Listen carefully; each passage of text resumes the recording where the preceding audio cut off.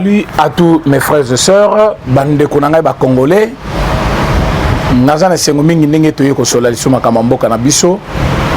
Lelo mokolo ya jeudi tozo solo la problème oyo ya une division na kati ya Kinshasa awa wezali ko risquer parfois que mboka na biso et comme biteni. Un grand complot déjoué par le chef de l'État. Complot wana, ezaki complot ya Lamuka contre pouvoir ya Fachi. Biso tofanda ki na mboko da depuis longtemps.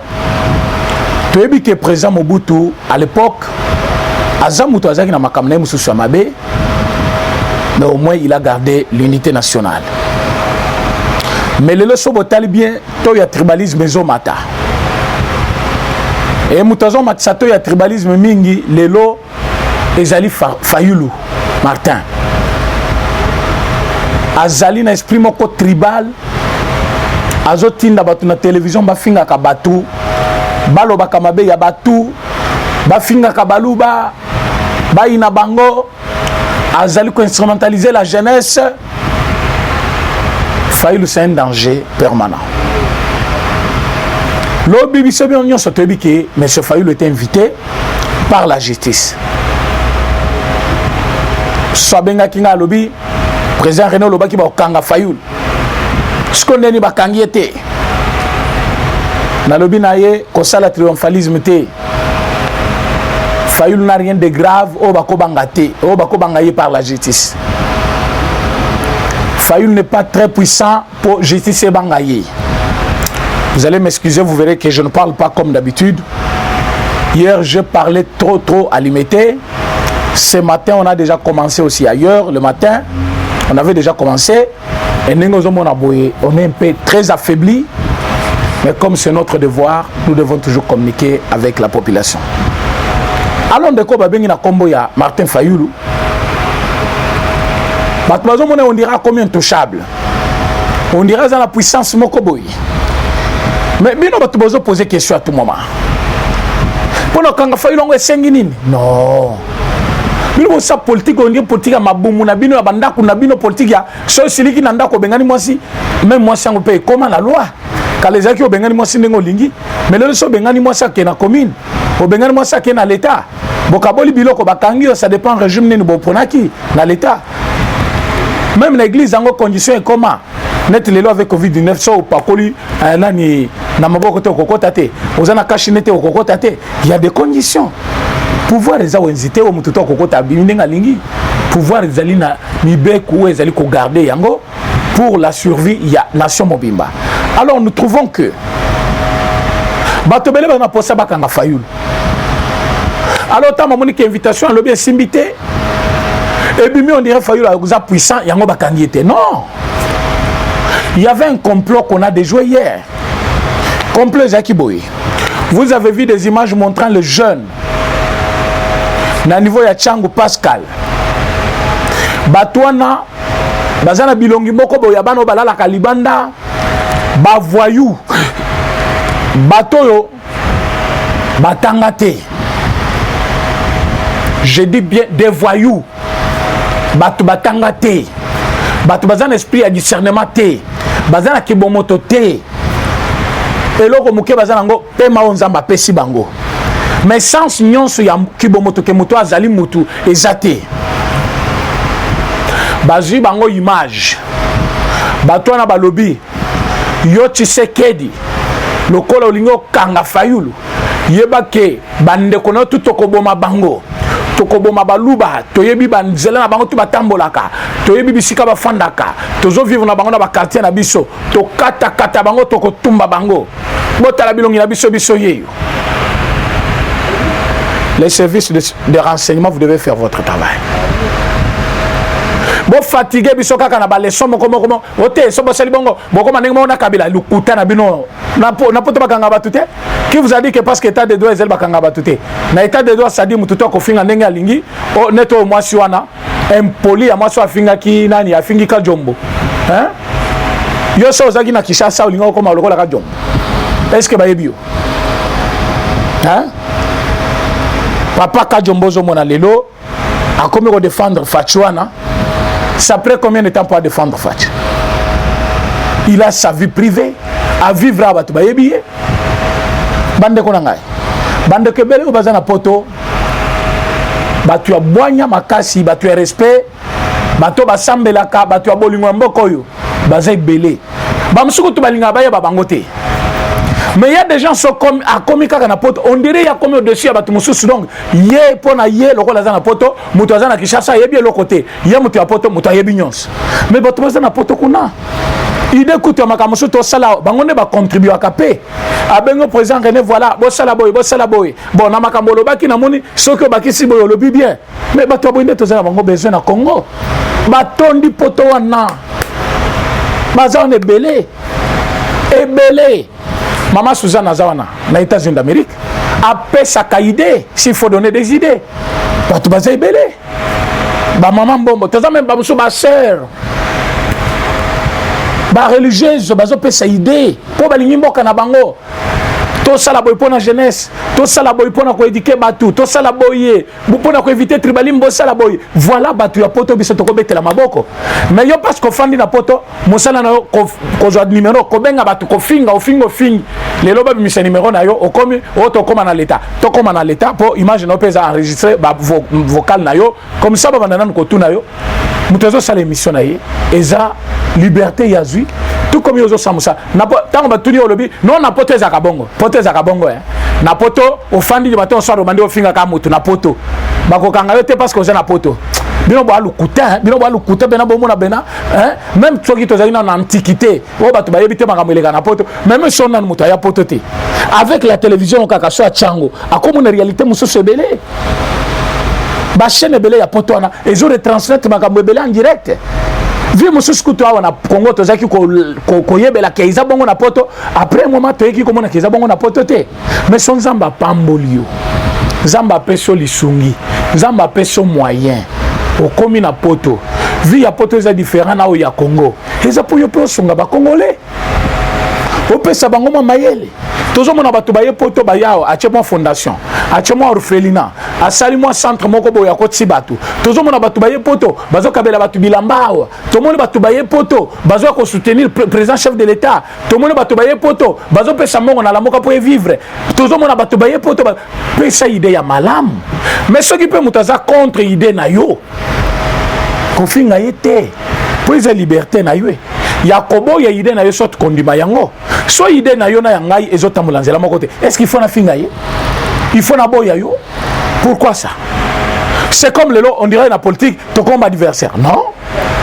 ce qui yo lobby naza contre idée na yo parce que zamutu ya lamuka et là on a boya za idée na yo mais yo na ngai toza ba congolais toza binemité ce qui yo mutu FCC au lobby nga na boya idée na yo au lobby on a 12h 1 minute nga na leki na répondre yo et l'inko lobate yo na ngai toza ba ennemi mais du moins yo na ngai tozo partager même point de vue te mais ba maman mususu afandi na poto au moins mettre mususu afinga ngana ba message makamwe komeli papa Kajombo comme la biso nyonso donc au moins mutu moko boye au lieu à discuter ou à critiquer ba idée na ngai azo finga ngana message bato mususu pe bazo répondre nazo mona nde ba répondre azo bi me ridicule mais azo continuer toujours baza ibele bon donc il ne voit pas oyo ngana zoloba mazo finga nga mutu ta mutu azo zo téléphone azo finga Kajombo moyibi yo ebi Kajombo yo leki o leki était o fana na mboka mususu yepe na mboka mususu c'est rien que ça tout comme il est lopé par n'importe quel moyen ba magie pèse la kana moyen belé mutako comme poto wana mutala libo la mokilo bibo ya zuka zo akepe poto fandi na ye boko mandenge moko te pour même na poto wana boza niveau par niveau bato moyen bazali babola bazali bato basala ka bazali bato bana mukanda bazali o bazanga mukanda bazali mais biso nyonso mboka na biso eza RDC Congo bomengo tozozwa ekosaka biso te so komino bomengo kofinga batu o komina bomengo ko manquer respect na autorité ya pays o komina bomengo ko kotisa tribalisme na kati ya batu lokola fayulu ninga komi osala lelo azali ko kotisa tribalisme ya makasi na mitu ya ba congolais na message oyo bato bazo diffuser lobby ba lobby qu'il faut ba boma baluba nyonso batumba bango mais baluba so bolingi botumba bango eza tribu ya Congo te baza bande ko na binoti bozo tumba bango po bango bakende wapi baza kana mboka mosusu à part Congo yo soka ba Rwanda ba revendiquer non baluba baza peuple na biso soyo ka Burundi alobi non baluba baza peuple na biso osoka Angola alobi baluba baza peuple na biso soit nani Zambie ba pays nyonso toza ngo frontière osoka pays na revendiquer que baluba baza bande ko na bango mais toza pe na bikolo musu na Congo oyo ezali revendiquer na ba pays mususu ba peuple na bazalo ba non bato na baza na Congo par défaut baza batu na biso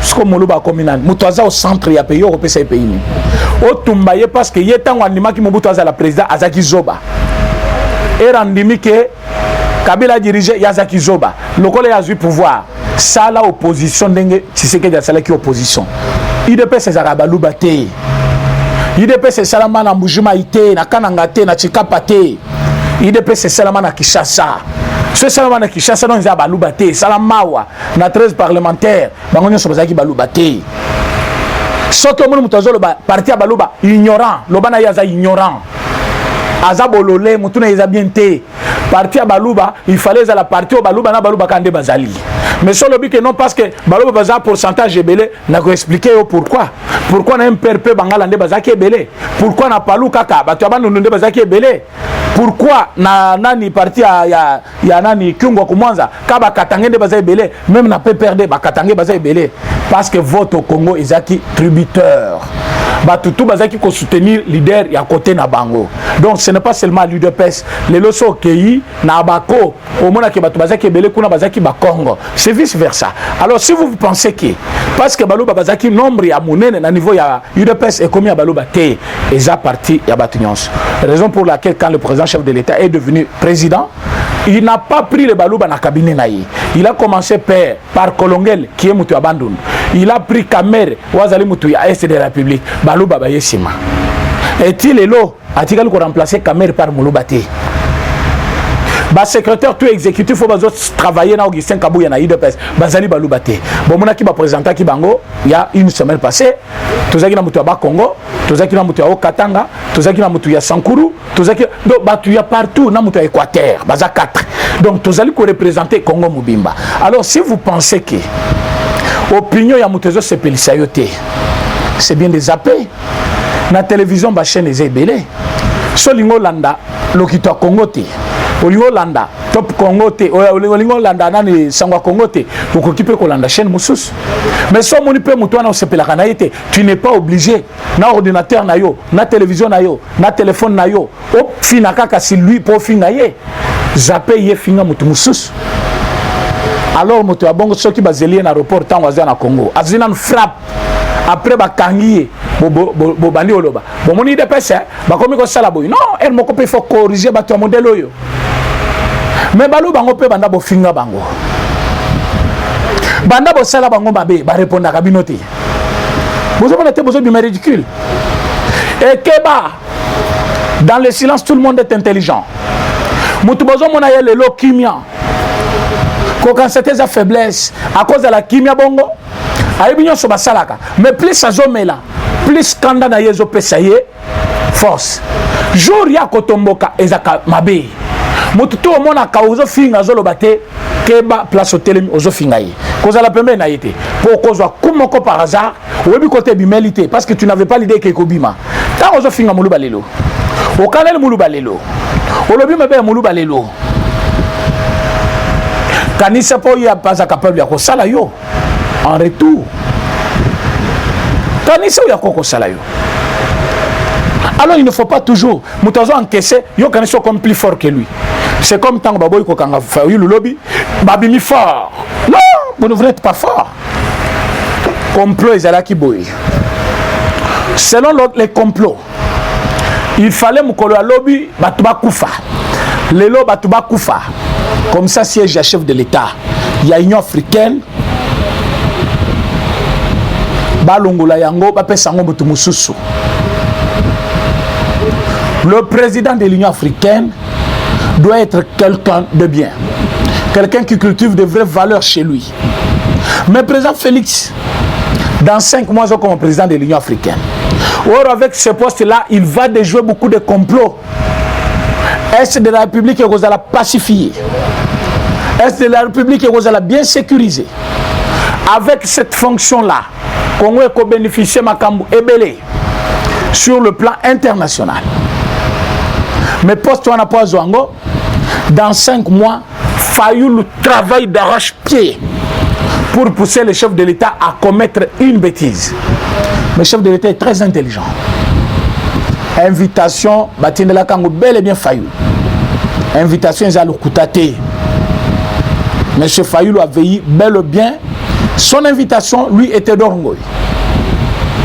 Mais parce que les services de sécurité ont travaillé, Bayebaki déjà, dans Kanlouka, il y avait 40 cartons de Tramontina, machette. Dans le niveau de Tchango, Basala qui va bouteille Molotov, et belé, ba machette, ba mbeli akala, ba tchena ba pantalon na ba. Et bazolo ba to tumba baluba, to ko bomba baluba ona. Bazaki n'a besoin de tango, Martin Fayoulou a kokende na parquet. Basa l'affrontement entre Bango, Nabato Bazali ko soutenir l'idée à Fachi contre la police aussi. En ce moment-là, Bato Bakokoufa lutte contre les antivaleurs. L'état des droits pour lesquels nous avons souffert pendant plus de 37 ans et que la mise en cause par la communauté internationale. Bakolo, président Félix Aza dictateur. Talana Mboka na même liberté d'expression ils allaient garantie. Bakolande la malobatu ya muzitu te Fayoulou te. Bakota la ndenge Fayoulou na muzitu bazolo ba que président chef de l'État a violé la constitution, pourtant ce n'est pas le cas. Bakota la nyonso wana te ba lobakaka président Félix na Mboka na kangi wana koyoka ba médias surtout ya France wana Union européenne mobimba espace Schengen comme bazali ko soutenir nani Fayoulou par Union européenne mwana ya Louis Michel azakuna ndazo misambongo. Le président Félix a arrêté l'opposant le plus aimé de la RDC, à Kangi Fayoulou, parce qu'il veut lui offusquer son droit d'expression. Ogoyoka à Kangi Martin Fayoulou, parce qu'il n'aime pas qu'il y ait l'opposition. Donc il n'est pas démocrate. Tout ça est qu'on quitte sa quota à chef de l'État. Tout ça est qu'on sait que chef de l'État comme Alain Belle. Cela aussi ne veut pas dire que. Parce que Baboy Kokangaye, Akoko Makofinga, Aza électron libre, Moutokosai le Wazate. Non, mon frère. Fayoulou, Aza Mikolo Kotanga, Libanda. Fayoulou, Mounokonezo, Fanda Kimiate. Nyon Sui Azali Kosaleza, partout il y a le complot contre le chef de l'État, il est là. Même si c'est un fou qui complote contre le chef de l'État, Fayoulou, au moins, il deviendra aussi fou pour comploter contre le chef de l'État. Pouvoir Robino Bobenga qui a Kokabela. Boboya qui a Kokabela. Les lois ont besoin de négocier Nabino. Pour vous pouvoir négocier Kokabela. Vous avez besoin de dialogue pour que le pouvoir wana Kokabela. Bozo Lukabiso Nabino Tofanda autour d'une table pour te discuter Congo. Pour que Nabino pouvoir. Oya Kokabela wana. Biso to koma kibasi ya Kabila. Mais yo lelo komina nisko. Donc boy ya Kabila. Pour moi si mkutu ya mutaza na valeur que boy. Yo za boy. Ce qui biso tabasi ya Kabila donc yo za boy na biso. Or boy ya mobile na ngai za boy na ngai. C'est une bêtise. Manque de discernement, manque de maturité politique, manque à faire, manque de vision, manque de leadership. Fayoulou devient un imbécile. Par manque de moyens. À éviter comment dire, comment parler. Azo Finga, président chef de l'État. Bando Finga, chef de l'État, au gagné. Balungule na pouvoir. Ba Congolais, ba simito, ba bandi ko le pourquoi Fayoulou Finga, chef Nabiso. Par contre, Azakaka béton. Par contre, Azakaka le chef de la diplomatie congolaise. Par contre, Azak toujours le commandant suprême. Par contre, il est le chef qui représente une nation. Bas Congolais, partout où vous êtes, Motoako Sabinote, on n'a pas eu peur de Fayoulou. Mais on a préservé juste la paix pour que tout de jouer complot wana. Donc, so batuba kufaka, nde président Tshisekedi. Alors, voilà pourquoi nous avons demandé au chef de l'État d'attirer plus d'attention sur bateau yo bazali coïnciter bateau à la haine. Nous avons ici à Kinshasa Fayulu et Muzitu. Là-bas, à Katanga, Tozana Félix Kabange Numbi, celui qui a été ministre de la Santé dans le régime Yamatata. Quelqu'un reconnu pour un détournement. Mbongo nyon faisait qui pour na Ebola, qui a collé à Lingi. Mbongo nyon faisait qui tinda pour na aide militaire. Kabange Numbi oyo Félix, ceux qui Félix Kabange Numbi. Ayi bambongo ebele. Lelo azotinda batu. Alobi Katanga ezaya Joseph Kabila. Tokondi matin mutu auti Kasai kuna aya ko imposer biswawa. Donc Katanga c'est Joseph Kabila qui doit commander mutu mususuté. Donc selon Félix Kabange Numbi, amazolo ba makambona batelemina Kiabula. Kiabula azali gouverneur ya Katanga. Atelemi kuna na Kabange Numbi balobi tokotolorete mutu moko auti soki wapi akomi na kasa akomi na Katanga après ça kabiso ba ordre toyoki ba féticheur musu ba auti Kasai ba yena kasumbalesa papa pays na biso peza laïque mutu akisa na droit na yo kosala bakisi na ye mutu alingi kosambela mutu alingi kosama kamna ya kosala yo ko interdire mutu liberté te ya atambola parce que za féticheur auti Kasai akomi kasumbalesa ote ba musu bazo laver visage po bakanga bangote. Donc bino FCC bozaki à la base de la situation à Kasumbalesa po bakanga bato ya Kasumbalesa wana balo baza ba Kasayen baza ba Luba baza bato IDPS ba ko tcha dictature. Pourtant tout commerçant avéreux a ko foutant pas ko ya l'état te na un membre d'un parti politique. Alors bato IDPS ba otema na zela ba futi sans pas ko na Kasumbalesa e ko banda boni e ko zala ndenge nini. Pas couper ba ko futi sans pas ko nini. Ba ko pesa document nini. Baza na cacher nini ya service wana. Le mensonge que de mensonges. Vous le faites pour discréditer le parti IDPS, mais beaucoup qui kakate. Mais blague nabino est commis na souka. Septembre tozana bino et ozusilate. Maramdion ces autres éléments. Ceux qui bozo penser que faut instrumentaliser bateau. Ba ina peuple kassayen parce que bangonde bazeli ko soutenir le chef de l'État, un coup de paix dans l'eau. Et Kosimba te président Félix Aza soutenu par les kassayen te. Ceux qui ka kassay yangomoko ndabima président. Ndabima président. Ceux qui peut pouvoir en utaï peut perdre. Ceux pouvoir peut outer par Kabila Mutanomaki. Kabila Nomaki pour les lobos banda le labongo. Ceux besoin le rester pouvoir ils suivent pas na binoté. Alors baolo bazali ko ndima yangote. Bikoma comme en internet. Bozo samsalamo ko punda. Le chef de l'État que nous avons, il va finir son mandat et commencer un autre mandat. Au major Azakuna Obomaye, Lukuta, Abomayete. Nous avons aussi des généraux qui contrôlent la situation. Magamio sur le ban internet était. Et belé paye à idée to pesa binoa, bo détourna kutu yango. Yango moni je rassemble maintenant tous les rangueurs. Makambuto ezali secret et kobimate. Parce que longtemps on a dit ça aux gens, mais votre voisin kobimisa ba secret belé. Secret au kobimisango so qui c'est déjà tard. Tout le monde qui est basé à la place, il y a raison que la se souté pour pas détourner. Possibilité, il y a ça les locaux. Alors, nous n'allons pas commencer à dire des choses en avance. Bozo tout on a piège. Bamso ba obenga téléphone, na mutu ide pesa makila. Ozo poser nga ba question na téléphone. Assurance ninga na zango na téléphone na ba pesa yo, ba politique union sa ide pesa. Caméra za wapi. Nous ne sommes pas la justice. Demandez. La justice soit kangé caméra. Aye bisabino caméra za wapi. Ceux qui ont une information que caméra za nanda kuna ya kafufa la kananda kuna ina mwasi na ye. Donc vous avez déjà une information. Souka na pourquoi zotu na biso. Comme vous avez convaincu la réponse soit nate, yeba que place wa caméra, ne place azali. Soit bimi pour nation ya maladie, il est le premier prisonnier ou abimi ba ko traité. Prisonnier liboso yo yebi pena uti makala, abimba ke ko traité prisonnier liboso yebi za caméra. Pour la caméra te atika na prison. Pour yo zo sala nini pour na Congo. Pour yo zo sala nini pour na ba Congolais. Pour yo zo sala nini pour caméra tika la na prison. Tant que zo tika caméra na prison, c'est parce qu'a détourné bon. Mais lito ba bazali ko sala pour que Congo na ibonga. Toi qu'est-ce que tu fais? Kofinga batu.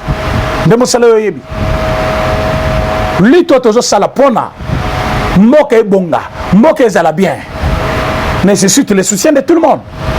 Mais yo fandi pour la retourna caméra zawapi yebi sanga na vérité caméra zawapi na téléphone je ne réponds plus à ça, je ne réponds plus. batu ya FCC bazo benga biso pe na ba téléphone azo tuna bongo pese ba solution o pese ba piste nyonso pour de jouer plan. Alors quand vous appelez au téléphone vous doit résister, ce n'est pas parce que il ne veut pas collaborer avec les gens. Benga tuna makambo e monani ke oza distance cause la assurance na yo ezali pena une bonne chose parce que batu ebele pe bazo benga bongo a se déguiser mutu ya IDPS yo bando misile carte nyonso yazo de jouer na ndenge na ye. Nous ne sommes pas les enfants, tout ça la politique.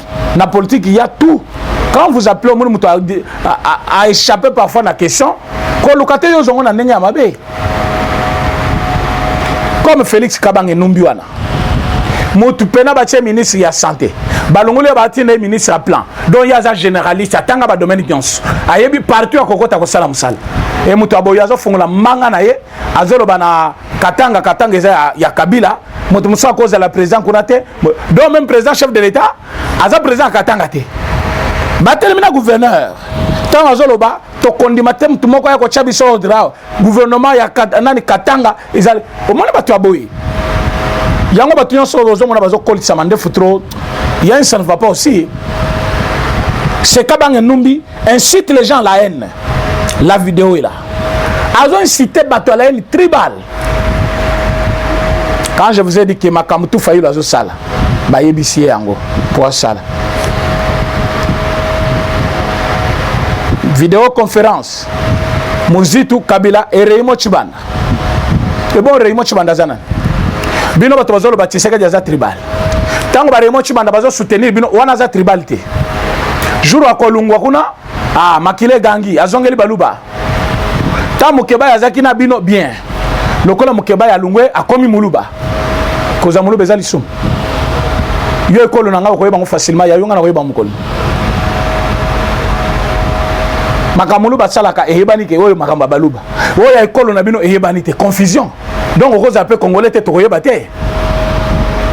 Ce que ekolo na yo. Ils ont une importance dans le Congo. Dis-moi peu que moninga ils ont une importance dans le Congo. Donc Congo il fallait la composer quand la tribu moko ya yo. Wana pays ni les a composé na tribu moko. Na tribu moko kaka ya yo nde tribu il faut na Congo. Ya batu musute. Wana za cause la ignorant. Bosunga président Fachi. Bo soutenir président Fachi. Botika distraction. On y a sur failli ba ça les distractions. On a sur failli ba ça les distractions. Et puis c'est au céder sur la distraction té. Nous devons travailler. Nous devons faire beaucoup de bonnes choses pour aider le pays à aller de l'avant. Nous devons nous engager pour que le pays ne puisse pas sombrer. Nous devons faire tout pour que le pays puisse garder standing naï. Nous devons tout faire pour que le pays ait sa première place. Nous devons tout faire pour que le mandat n'aille. Et si la bien va Congolais va s'épeler là. Ce qui m'a dit si bien Lincoln Lobate, à cause de la président éternel, à un moment donné, il va quitter. Mutumussus à Kozonga. Mais avant il y a Kende, il faut mboke tikala sur le bon plan. Oh batutu bako profiter nango. Alors ko fanda kunate musana ko finga kabatu. Oui bien le Kozo Salate que Fayulu a déjà fait quoi au Congo pour que le Loba soutenir. Fayulu sera arrêté, il n'y aura rien d'ailleurs comme vous pensez. Nous parlons ici la haine tribale contre le Baluba. Problème, il y a justice contre Fayulu, ça n'engage pas le peuple kassaïen. Justice Mobimbeza Baluba te, mutatinda qui peut invitation, ba yuma wana ba zoba ya Fayulu kuna, ba tu ya changu, ba fingi balobino, biso ba tu ya changu tokobo ma Baluba. D'ailleurs mutafi atine invitation wana azali moluba, ignorance totale. Donc azo recruter ka ba voyo ba fanda kana se point ya Pascal, alobino bango baza ba tu ya nani, ba tu nyonso baza na changu. Baza na une tribalité.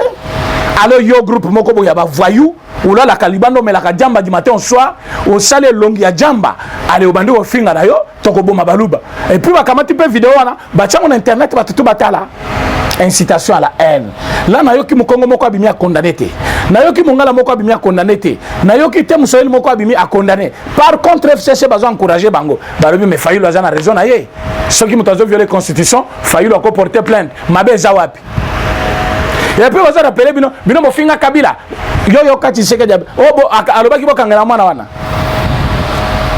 Tshisekedi afana na télévision abandi ko finga président Kabila tango azaki président placebo pantin et bongo soki e basala eloko te azonga mujima indingini Tshisekedi bazwaka ya moi bazonga sena mujima ezaki nini eza kokangama mutu te bolungoli mutu na capitale botindike na province na ye Kabila muze asali yango awa est-ce que mboka etelema lelo so bakangi muze tout ça bakangi Fayulu ne mboka etelema vous vous trompez inutilement. Nous devons agir pour aider le pays. Tribalisme tina kati armée na 21e région soki 21e région militaire mutu moko azakuna soki major soki nani soki 21e brigade soki 22e Moussane Kodef Sabasoda Mong, hier à Kodef Sayo 10 000 francs, aux gens c'est les 10 000 moussos. Les appels volontaires TC, donc ils ont imposé. Ils ont diminué les policiers, les soldats. Mbongo na bango tout bazo futa bango, puis bazo katango la souche. Mbongo ya def sakabato na soldats nyonso ya 21e brigade. Ya zo kangwapi. Azo kangwapi. Kaka mbongo l'état PC a géré wana, azo def sango ba soldats et puis azo katabango yango. À la fin du mois, bah comme pauvre. Alors tant bah comme pauvre, azolo banin, bah constitue à Congo na chabango na poche nangai, mutakanganga ya zate. Yo zali major. Bah pension fonction ya moké. Au comme même pas colonel, généralité. Yo ana komi ko ba constitue bazana poche na yo. Pombongo ba pension gérer, au komi ko zo mbongo wana. Awa tozolo ba konzi ba yo kiyo. Bata la problème na yo. Alors tant ozo def sabato na mbongo. Moral na yo zo chabango ezanini.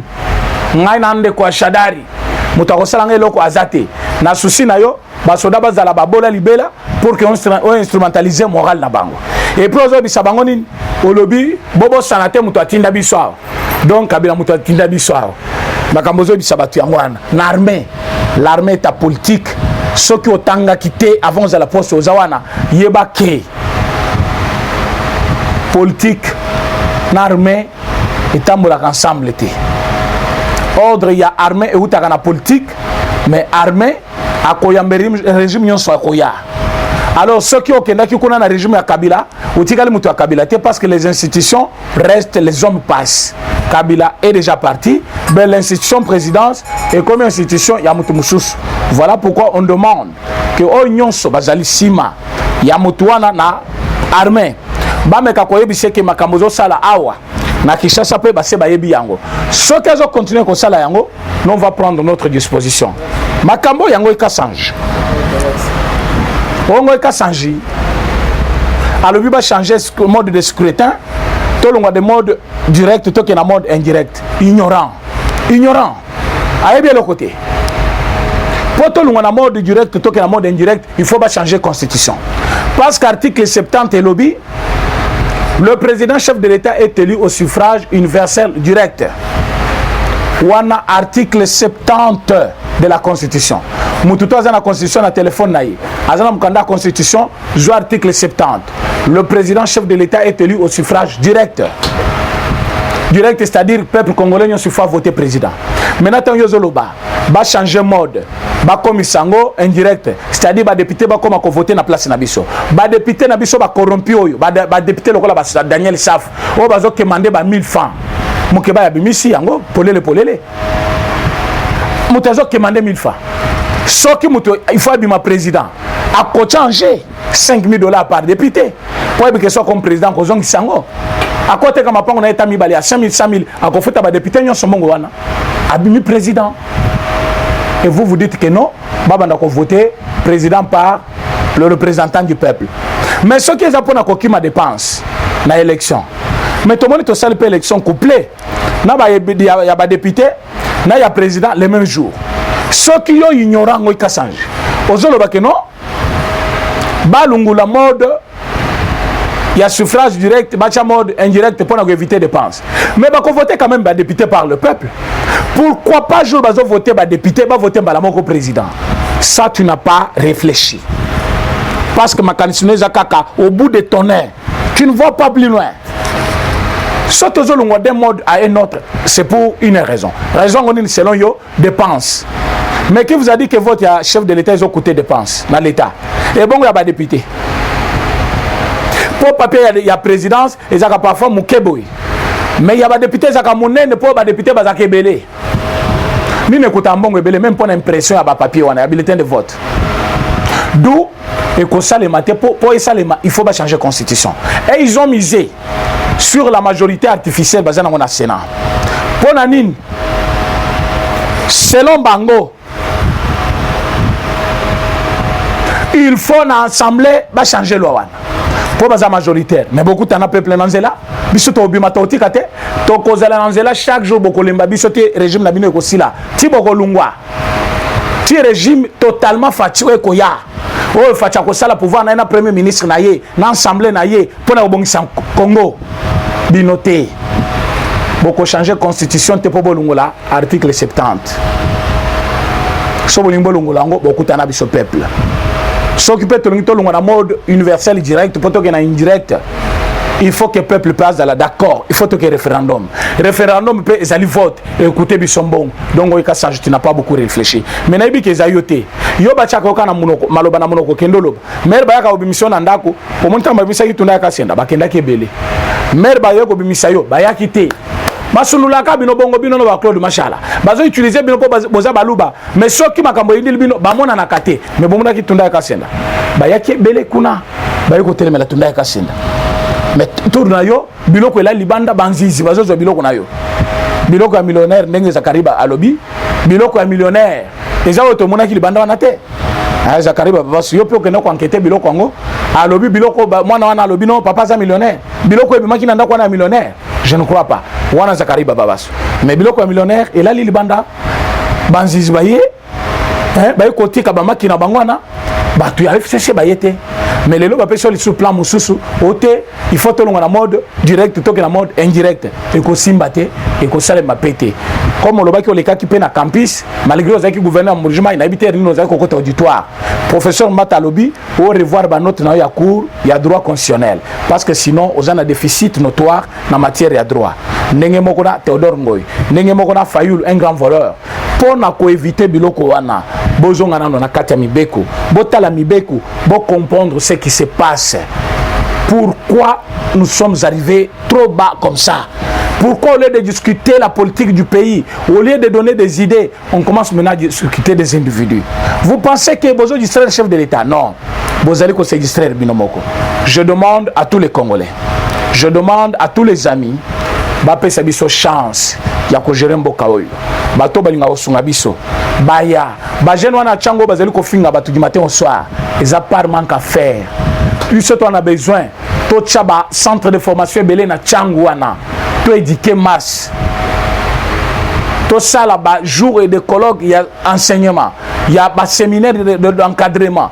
Quand ça va ouvrir valeur, qui est citoyen congolais? Quels sont ses devoirs? Quels sont ses droits? Comment il doit vivre pour aider son pays? Même si tu es hostile contre un gouvernement, un régime, mais qu'occupé, qu'on soutenir le pays nayo, sans cause à la fanatique et à président wana, sans cause à la fanatique et à régime wana, tu peux soutenir le pays jusqu'à ce que le pays ait retrouvé une vie meilleure au Yomoko Zolingana. Alors, Tosengi Batunyonso va soutenir le président Fatch. Botika distraction où il y a Fayulu, et Zanati à mon côté. Bato bazali ko recruter Fayulu, bazali bato FCC. Bon mon plan na bango o ba pesa ki Jean-Jacques Mamba. Jean-Jacques Mamba lelo aleki na télévision azolela tribalisme ezana la moka. Mokeba ya bimi azolela tribalisme ezana la moka. Lelo bozana vidéo ya Félix Kabange Nombi. Donc bazali belé o bazali côté ya haine. Et tant que bato comme côté ya haine na Congo. Tokosuki sa Congo wat. Demain je vous en parlerai et longuement. Ma chaîne Abino Oyo, il y a Sangwa Congo et Lukito Congo, Bolandangai, Borozanga Malam. Pour aujourd'hui, je pense que je vais donner mon numéro Nabato Balinga Bolandangai, plus 243 84 43 68 919. C'est président René. Merci et à demain. Eshima, votre magazine qui bat au rythme de l'actualité.